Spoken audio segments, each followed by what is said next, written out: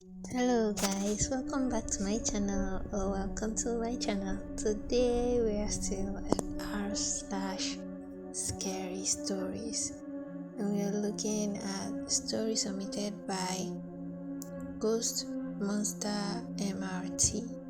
It says, one night people turned into hideous monsters all around me. Okay, let's get down to it. The first time I saw a monster, I was visiting my doctor for a routine checkup. 4 years ago, I was diagnosed with a rare autoimmune disease. My body's immune system was destroying my nervous system. Sometimes parts of my body, especially my legs, became paralyzed and I can't move. As you can imagine, it is wonderful. Before leaving the hospital, Kato and I stopped to see my friend. Kato was my guardian angel, a well-trained German Shepherd service dog. As we went into Angus' room, it seemed different, colder. The only light, the blue light of the TV, flickered across the space. Its sound was set very low. I found Angus' bed empty. Abruptly, a faint creep siren sound, wee woo, wee woo, wee woo, echoed from the other side of the room. It had a random stammering and tone like someone was whistling it. The half of the place was dim, but I could see sheets crumpled up on top of another hospital bed. Underneath the bed, a large silhouette stared. Kato growled. I said, "Hello, who's there?" The airy whistling stopped. Something slid across the floor and hit my foot. It was the TV remote. I then heard the unnerving voice of a man who tried to sound like a child. My apologies. He spoke in a disturbing kiddie voice the whole time. His hand then crept out on the other side of the mattress as he oddly climbed out from under the bed like a spider, obscured by shadows. I only saw his blocky silhouette and some slight details of his patient outfit. I stuttered, Don't be sorry. You know where Angus is?" He crawled on top of the mattress and quickly hid his body under the blankets.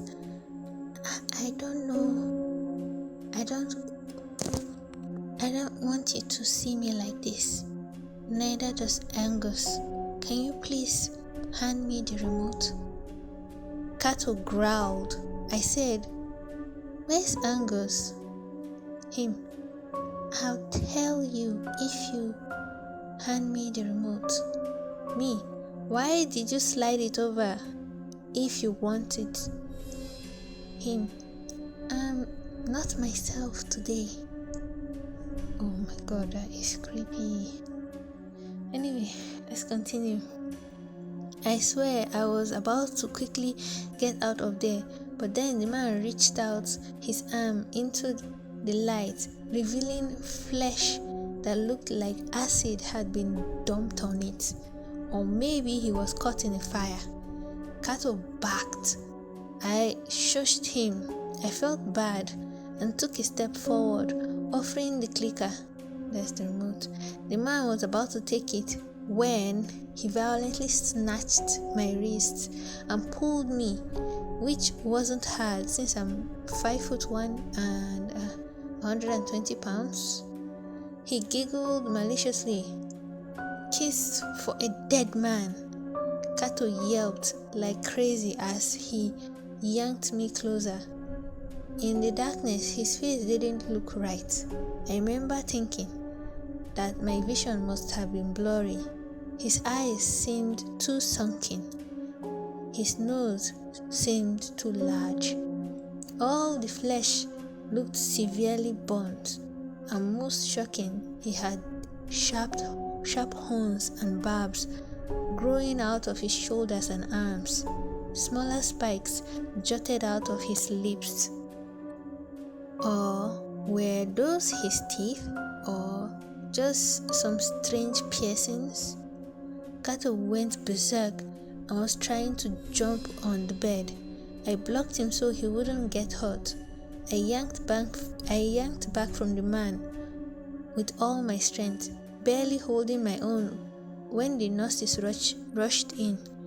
2 male nurses got the man to let go of my arm, but the man started fighting and had to be restrained. I grabbed Kato and we backed away in shock. A nurse said, "Please leave the room, miss." "Nee, what's wrong with him?" The nurse, "Please, just leave. You're upsetting him." "Okay, where's Angus?" "I'm sorry, Angus passed away 2 days ago. There was just as much of a shock to me as the monster man." The sun was setting as Kato and I stood in front of the hospital, waiting for our Uber. I couldn't stop thinking about the man and Angus. This was the first time I saw the full moon. It seemed bigger and brighter. I thought it was because it was on the horizon. The image of the man was burnt into my mind, and Angus was gone, just like that. The week before, we had talked about me moving into her spare room. Angus was more of a mother figure to me than my real mother ever was. Moving into a big city from a small town, you don't meet many good friends. I thought of my actual mom's last text. It says, "You can come home whenever you like. You only have so many good years left. Why waste them out there?" She believed I couldn't make it, but I had big dreams. The Uber rolled up and took us to work. I was a valet at a busy hotel. Just kidding, I was a cashier for the valet. The irony not lost on me that I watched people all day run around, and it pained me to work most days. The W Hollywood was a very popular hotel on Hollywood Boulevard. Something like that. Yeah. Kato laid underneath my cashier's desk. It was fun interacting with so many different people. Most were nice, but as in all of Hollywood, there were some really nasty ones. I remember a few nights where fights breaking out on the driveway. Fights happened mostly fueled by egos, yet more than one was rare. It was a Friday though. Fridays were a bit more crazy. I always said Fridays were for amateurs, Saturdays were for pros. After work, I walked by a homeless encampment on my way to the subway. A man fell out of a tent. Another launched on top of him and hit him in the face over and over again with a shoe. Another person pulled them apart. I hightailed across the street to avoid the whole thing, making excuses on how crazy Hollywood was. Not too much further, I felt a tingle on my legs. It came like that mostly, and suddenly, out of the blue, Kato stiffened. Sensing it, my legs gave out as the paralysis hit. This was part of my condition. I did my best to gracefully lower to the sidewalk before my legs completely gave out. My anxiety ramped up. I took deep breaths. My friend always being what? My fear always been that what if the episode was the last one and I could never walk again? My nerves finally and completely destroyed from my brain to my legs. Kato came over and sat next to me. I loved that dog. But when his whimper turned into a growl, nearby a person huddled at a closed storefront. He had a messed up clothing around him, along with 2 backpacks and an expensive looking purse.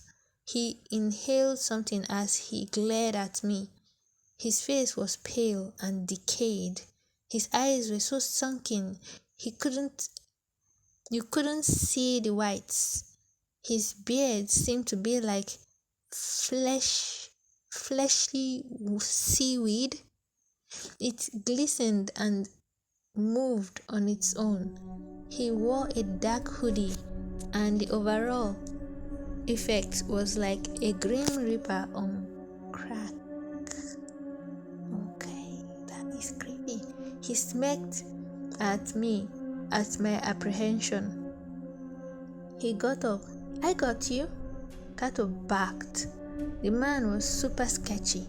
Me, I'm good, thanks. Him, you want a party? I got something for you and your dog. Here. I then did something I rarely did as I wanted to get the hell out of here. Kato, carry. Kato crouched close and I crawled over to his back and he then carried me away. The man laughed like a hyena. I wanted to kick him in his stupid face. Kato had carried me like that a few times. We must look ridiculous. As we waited for the subway, I regained my strength and was able to walk again. I was having more of those spells. The doctor thought I was going through some bad period. There were a couple of druggies who sat in the shadows, hiding their faces, their smoke seeping out of the darkness. I saw the woman's face for a moment. It looked like she had the nose and ears of an Egyptian god of death, Anubis. At this point, I thought I was seeing things. I was tired, and it had been a long day. I should mention that I saw death in everyone. I couldn't help it. I was obsessed with mortality. You appreciate it more when you are constantly reminded that you are deteriorating much faster than everyone else. I finally got to my neighborhood, a Korean town. Unfortunately, I lived on the ghetto side, where when I first moved to LA, I didn't know anything. K-Town was perfect because of the price and how close it was to the subway and a giant park for cattle. Usually the street bustled with activity right then. You'd mistake it for a small town, so boring and tranquil. You'd never know that my neighborhood had something like 10 different gangs living there and 2 of the biggest anywhere. Even the abandoned apartment building next door was quiet. The place had been broken into by one of the gangs and used as a party spot. They called this kind of places bandos. The place always gave me the creeps, but thankfully I never had to walk right by it when going home. Kato and I entered our building and took the elevator to the top, the 5th floor. I rented a room from an exotic dancer. I had the whole place to myself most nights. Jen was a bit of a mess, and when she would come home though, I was just about to tell her that I'd be moving out as Angus planned to be out of the hospital next month. I trusted Jen, but not her many party friends. I always hid my wallet since we were on the top floor. We had an attic. Its opening was in my closet. I used it as my secret stash just to reach it. I had to push a chest over to put a step stool on it to climb on a shelf to be able to slide the attic door opening and tuck my wallet inside. After I did this, I was exhausted and went to bed with Kato nearby. I woke up to sirens ringing in the distance. Outside in the street, I heard yelling, screaming, and gunshots. Lots of gunshots. Kato whined and looked at my closed bedroom door. Thud, thud, thud. Footsteps came from the other side. I listened, hoping it was Jen. Jen, is that you? I got no answer. Kato growled. Jen? Thud, thud, thud. Something walked just on the other side of the door. I tensed, eyeballed my window. Gunshots and sirens continued. The handle of my door slightly rattled. Kato backed. Me, stop effing around. I always kept it locked. I heard scratching on the door, like someone scraping their nails like a cat. Me, I have a gun and a killer dog. Get the F out of my place. I didn't have a gun, but I wanted one. Suddenly, something slammed on the door. Then again, and then again. It tried to break into my room. Kato jumped on his feet and backed like a maniac. My war angel. The slamming stopped. I heard whispering from different voices and giggling. I quickly took my desk chair and slid it under the door handle for more strength to hold the door shut. I picked up my cell phone and dialed 911. A voice message hummed that they were experiencing lots of calls and to please hold. Oh my god, that is not good news.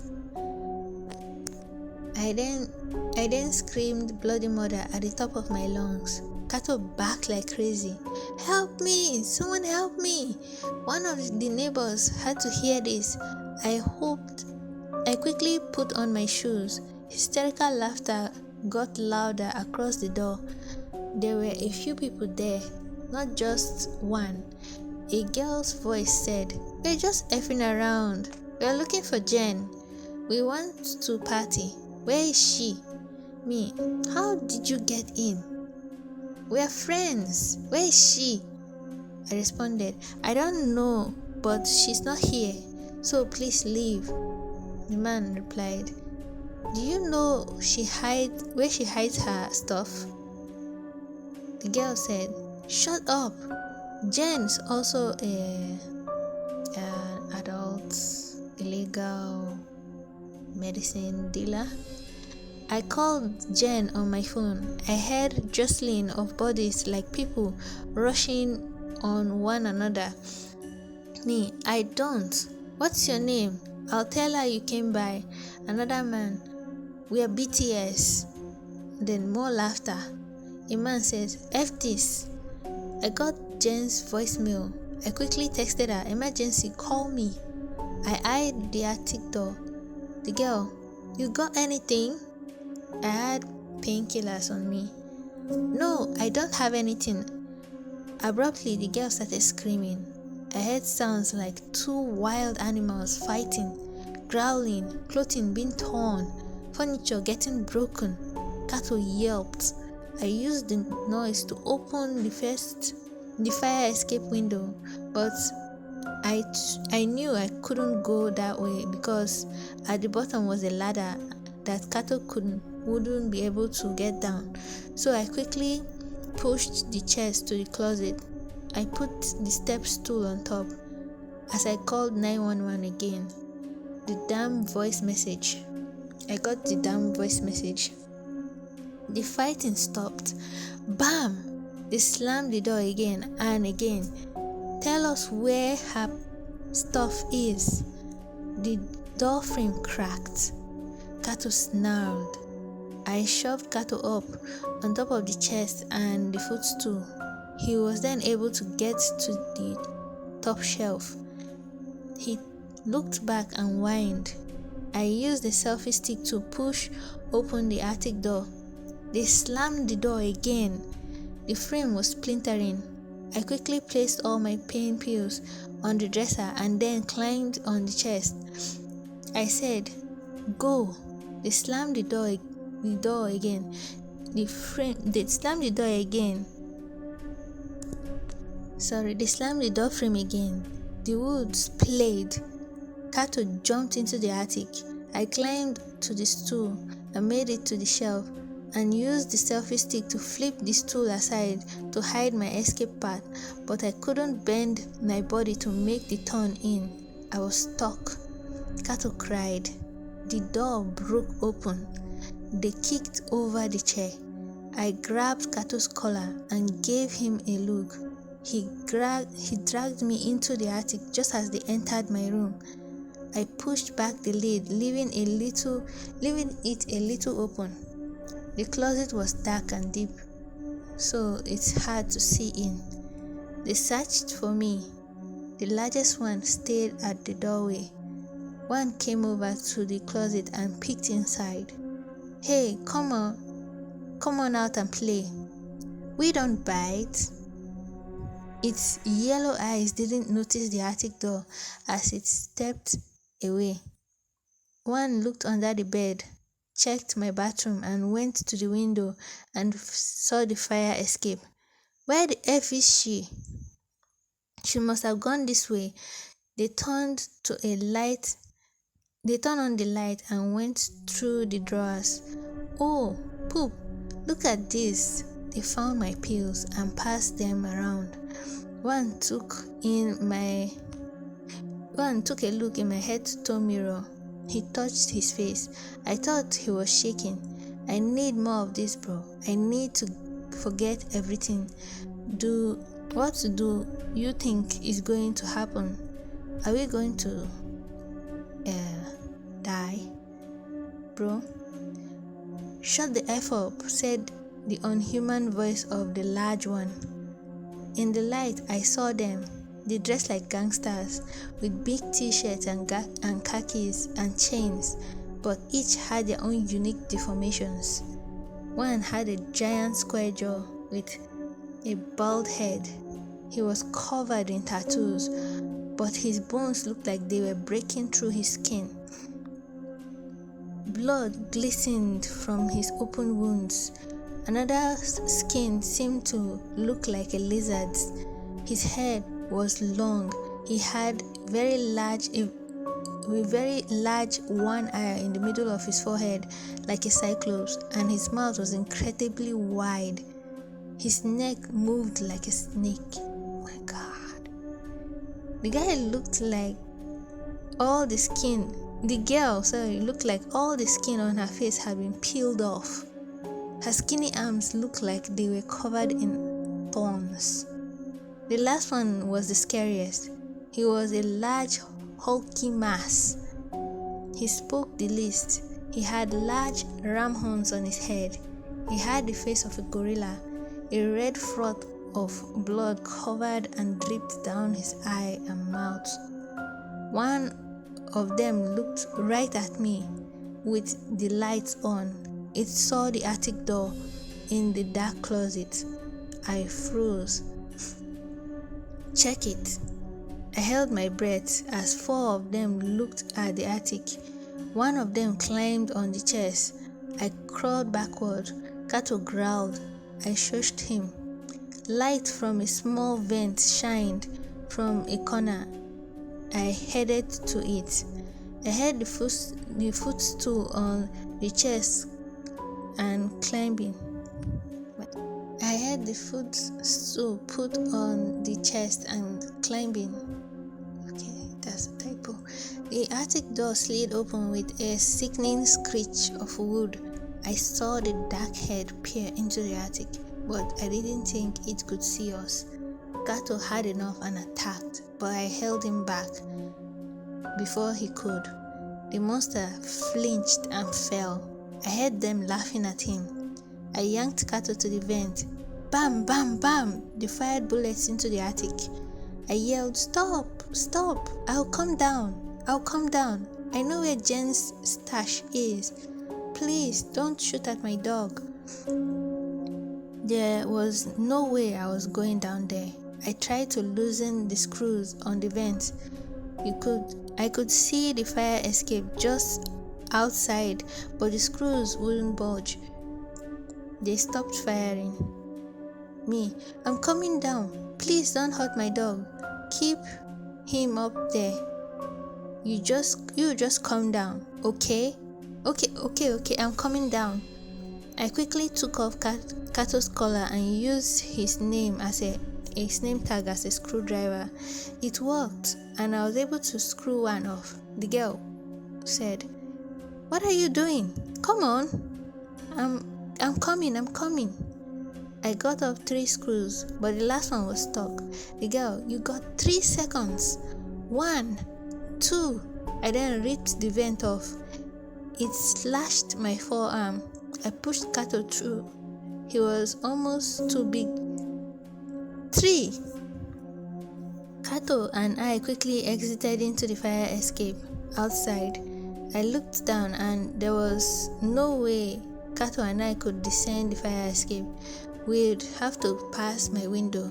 The top of the ladder butted up against the top of the building, but that was our only way. We then climbed over a short wall and traversed the roof. I remembered one time I walked through around the backside of the building and saw other fire escape. I also knew that there was another interior stairwell that led to the roof. The door was usually locked though. But when it hit me, my legs gave out. Sometimes when I got too nervous, my adrenaline caused my wiring to glitch. I fell to the ground, unable to walk.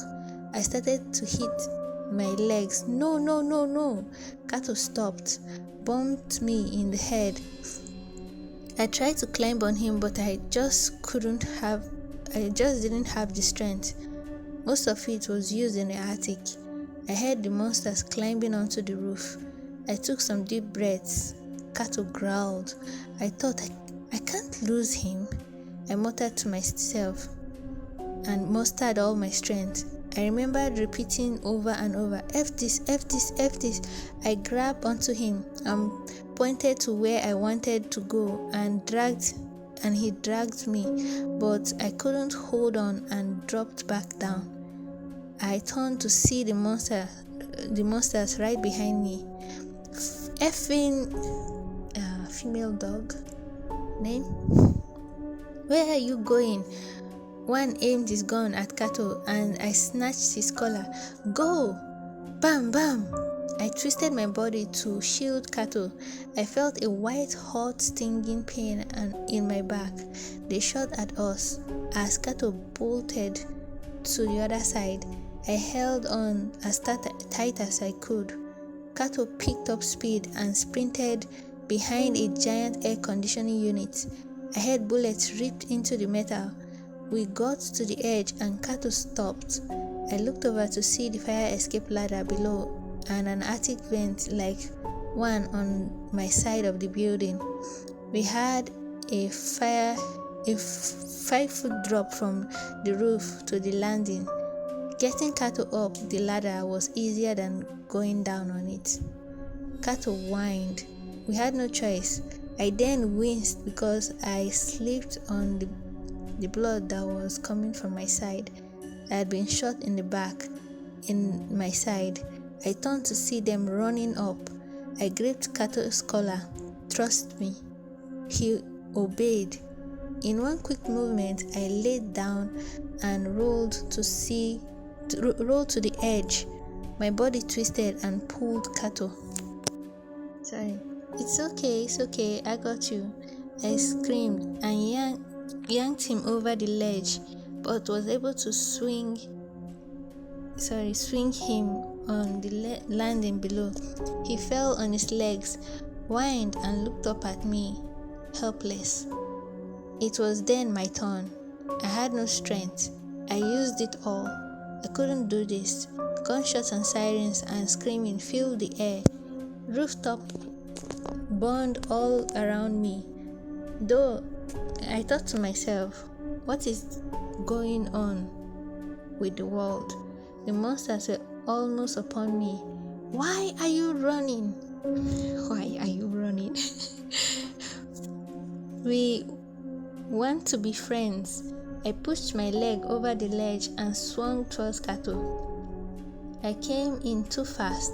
My momentum sailed me through the air, heading straight over to the fire escape and a sidewalk 60 feet below. Kato jumped and pushed. I slammed into the railing and crashed into the fire ladder next to him. Oh, it hurt. I had broken 2 ribs. I got up and we stumbled down the steps. I knocked on the first window and screamed, "Please help me!" The apartment was just like mine, but pitch black inside. I moved down to the fire escape to the next window. I banged on it, screamed and screamed. I saw the silhouette of a lady. She didn't move. I paused and, hoping she wasn't a monster. "Me, please help. They're trying to kill us." "Go away," she said. 4 of them broke into my place. I lived on the other side of the building. I climbed over. "They are here." I pointed at the monsters who were climbing over the ledge, looking down at me. The man joined. "She said, leave us alone." I watched the monster jump down from the ledge to the fire escape and landing above me. I turned to the man and the woman and I got down on my knees. Please help us. I beg you.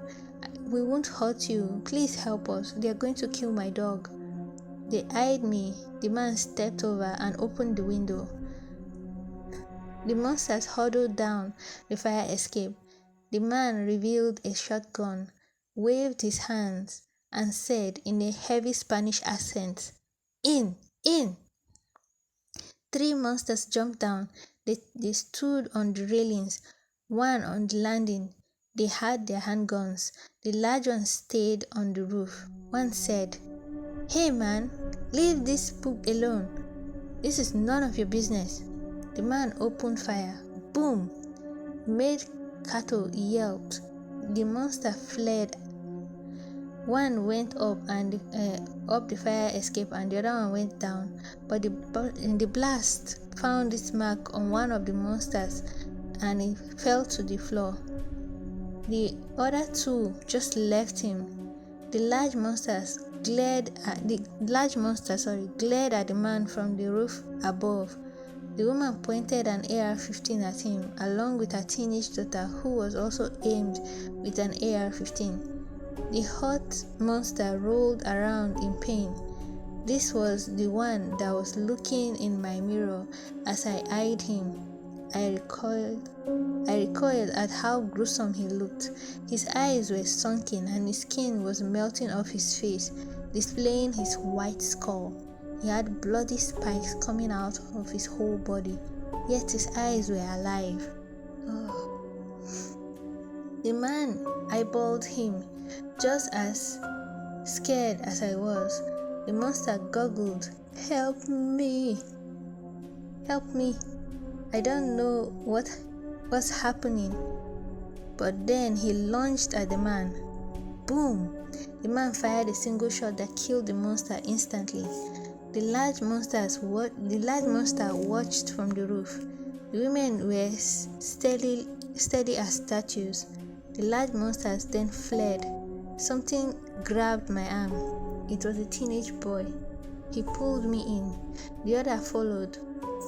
The man quickly closed the window. They eyeballed us. Candles were lit throughout the apartment. The family was of Cuban descent. 4 of them were heavy-set and had dark curly hair to contrast their light brown skin. They were dressed in pajamas but looked intimidating with the way they wielded their guns. I quickly spit out, Thank you so much. I live in 5A. They broke in and..." The woman interrupted. "Do you know what's going on?" I shook my head. "It's going on all around the city." We have no help from anyone, but nobody knows why it's happening. The man only spoke Spanish and then seemed to argue with her. The woman led me to the bathroom. She was a nurse. The bullet had hit me through my side and didn't seem to damage any organs. She said I was lucky as she bandaged me up. They gave Kato a bowl of water as I sat on the sofa and checked my phone. There were teddy bears all over the living room, maybe as many as 100. I had no messages, so I started looking at YouTube videos, TikTok or Instagram posts. One person on the street says, "Poop, it's getting crazy. People are fighting all over." Another person is like, "They are effing turning into monsters. If you see one, run." A Ned type blamed it on the moon.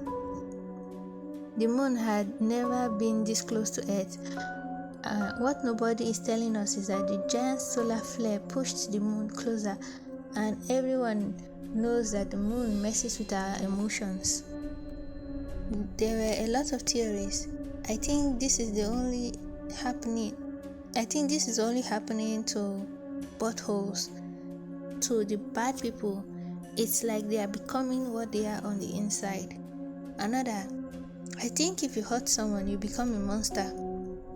Their friend next to them. Facts. That's what's happened to my brother. As I watched more videos, I heard chaos outside ramp up, an eruption of violence, gunshot popping off like non-stop fireworks. People were yelling, tires peeled out, glass shattered. The world outside is getting worse, not better. I ran over to the window to see hundreds of gangsters fighting on the streets. It was an all-out gang war. The two kids were watching as well. Suddenly, the woman screamed. We rushed to the kitchen to find the man sitting at the table. He looked sick. His skin was drying, cracking, and pale. His eyes were sunken. His gums were black. He was turning into something that didn't look healthy. The woman cried, No, this can't be happening. Kids. The kids hugged him as he pushed them away and said something like, "Peligro." Just then, there was a thunderous banging on the front door.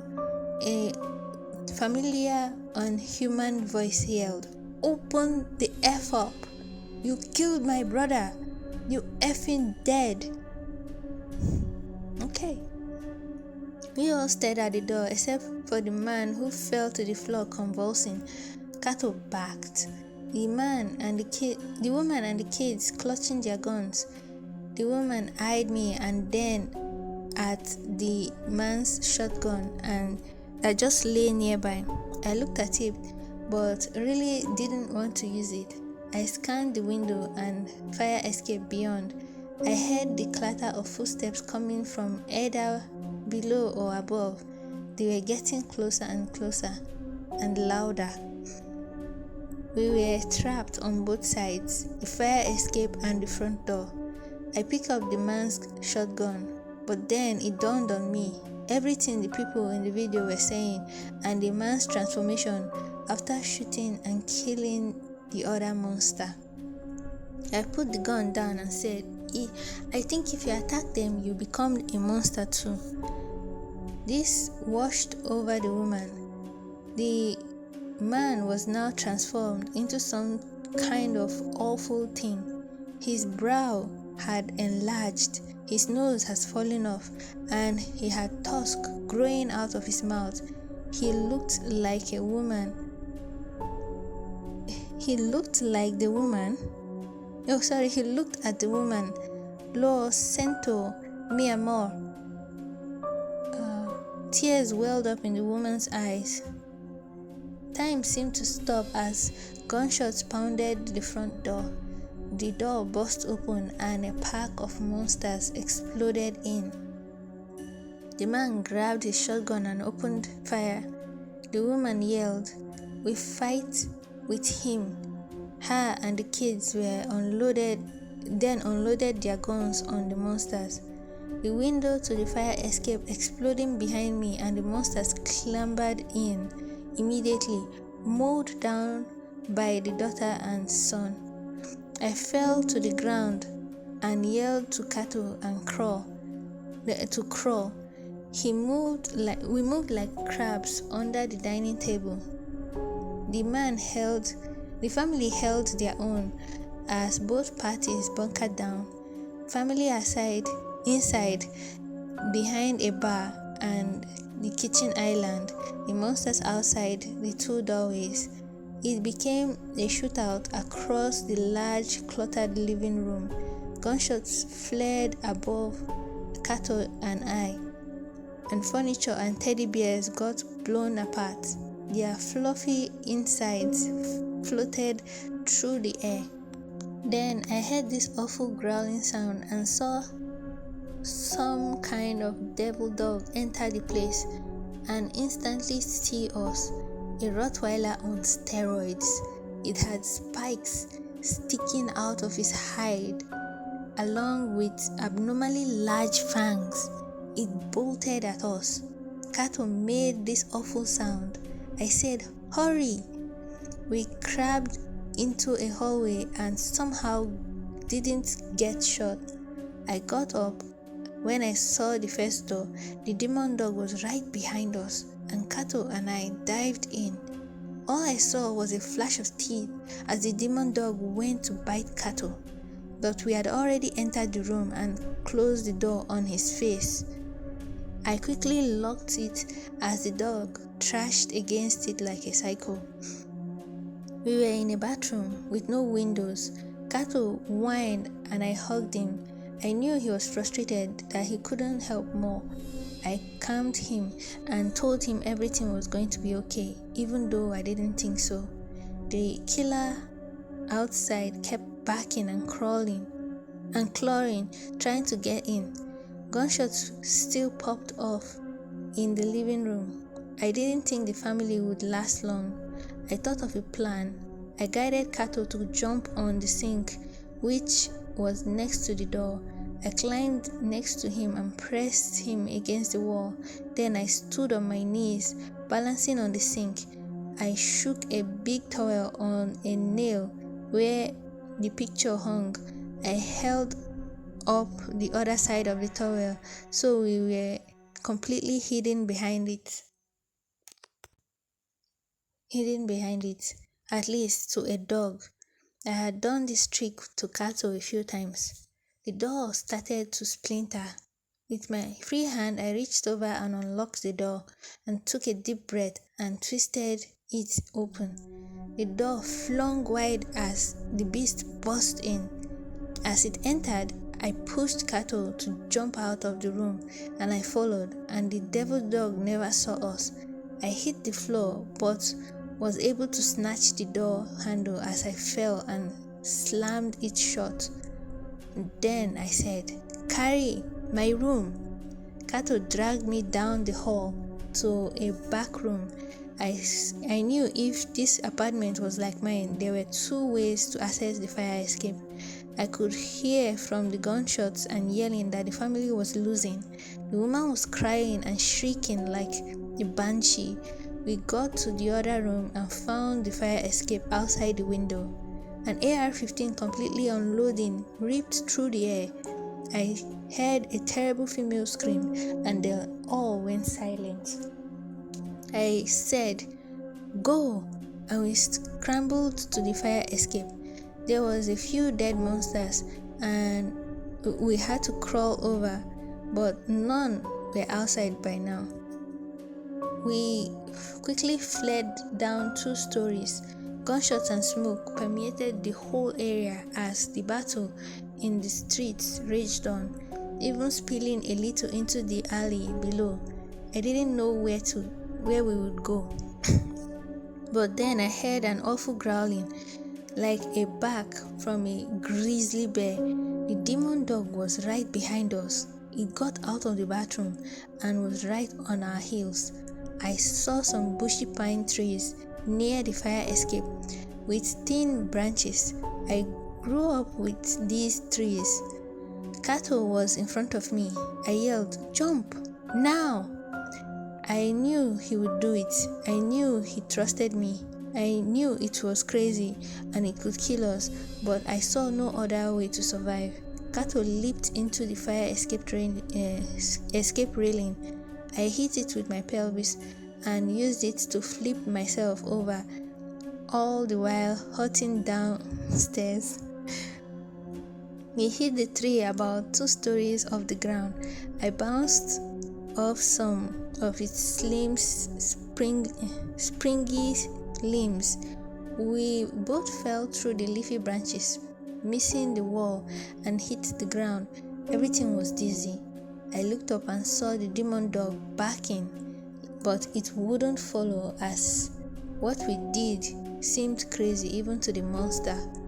Kato limped over and licked me. I thanked the heavens that he was okay. I, on the other hand, was pretty broken up. The property we were on was the creepy Bando house I mentioned earlier. We crawled into it for shelter, hiding in the shadows. I eyeballed the family apartment. The hulking monster with the large ram horns exited into the fire escape and looked down into the yard as the monster dog kept barking at us. The hulking monster scanned the yard for a long while. I didn't think he saw us as he yelled, "I am going to find you!" Expletive for female dog. He then moved inside with the deviant dog, and the deviant dog followed. From the noises in the alleyway, I realized that we would have to hide in the Bando house, so we crawled into the building's back door. Once in, we lumbered down a decrepit hallway. I felt like I had been through a blender. I then limped through an open arch and down a small set of stairs that led to the laundry room. I closed the door. There was a table and chair and a rocking chair. I used the chair to lodge under the doorknob, locking us in. But then I used my last bit of strength to move a dryer over. Kato helped me and we pushed it with all our might behind the chair. We then moved the washer behind the dryer, an extra support, and put the table behind the dryer. It created a continuous support that buffed up against the wall. I then flopped on the rocking chair. They always suit me when I was a kid. A peaceful swaying back and forth. I had Kato jump on my lap and we rocked back and forth, and felt safe for a moment. The guilt hit me about the family. It was all my fault that they died. Back and forth. We rocked there, waiting, hoping the monsters wouldn't find us. Wow, the stories are really creepy. This story is really creepy. I wish it has a part 2, but it doesn't. It ends here. Wow. It's really good though. It's really, really good. Guys, what do you guys think about this story? It was written by Ghost Monster MRT. So, yeah, I hope you guys like this. There will be more coming. So, if you like this, please smash that like button. Subscribe, turn on your notification bell so that whenever I post you'll see it. And I want to see comments about what you like about this creepy post. It is really good. This person has some really good imagination. So until the next post, I'll see you guys. Bye.